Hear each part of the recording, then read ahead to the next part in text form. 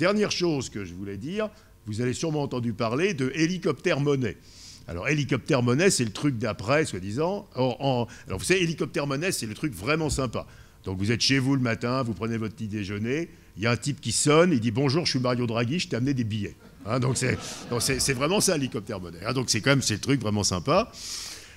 Et donc, tout le monde dit... Alors, Draghi, dans une conférence de presse, a dit « C'est une idée intéressante, on est en train de la regarder de près. » Alors là, les Allemands, 3 millions de suicides en Allemagne, mais il faut se rendre compte qu'aujourd'hui, contrairement au débat... Alors, si vous êtes à nouveau de gauche, vous n'appelez pas ça hélicoptère-monnaie, vous appelez ça quantitative easing for the people. C'est QE for the people, le quantitative easing pour les gens. Avec l'idée qu'aujourd'hui, la Banque centrale crée de la monnaie qu'elle donne aux financiers, c'est une espèce d'absolument détestable, et qu'il faudrait donner la monnaie aux gens, quoi, donc faire de l'hélicoptère-monnaie. Or, en réalité, les banques centrales, aujourd'hui, font de l'hélicoptère-monnaie. Comment ça se passe ? Prenez, par exemple, que finance l'État français avec ses déficits publics ? Il finance essentiellement des déficits des systèmes de protection sociale, des transferts sociaux. Donc, en gros, donc on finance, je sais pas, des dépenses maladie, mais oui, c'est plein d'autres trucs. Le RSA, bon.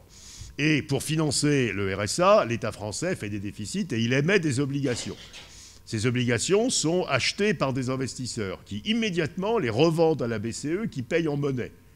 Et donc ces opérations-là, résumez-les, la BCE a donné de la monnaie à l'État français pour qu'il paye le RSA. Et résumé encore, la BCE a donné les billets directement aux titulaires du RSA. C'est exactement la même chose.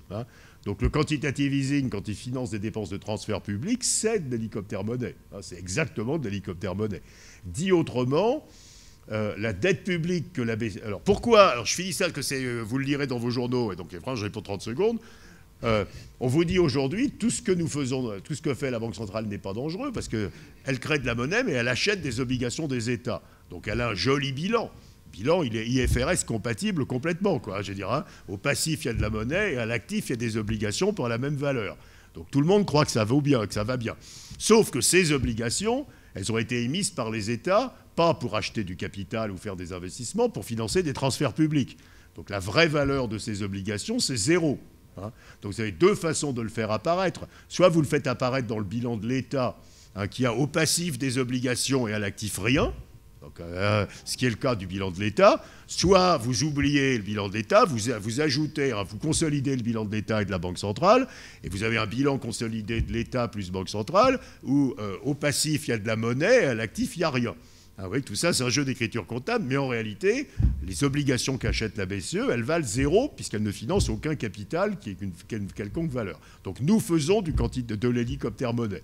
Donc il n'y a pas un truc encore plus fou après. On est déjà dans le truc le plus fou. Voilà par quoi je voulais finir. Bon, merci beaucoup. Merci beaucoup.